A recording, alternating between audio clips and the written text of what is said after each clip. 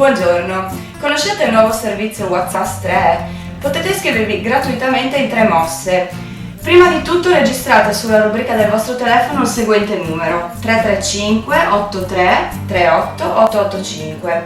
Dopodiché scegliete in quale lingua ricevere le news: italiano, friulano, tedesco e sloveno. Infine mandate un messaggio su WhatsApp scrivendo WhatsApp 3 on e la lingua, quindi per esempio WhatsApp 3 on it per l'italiano.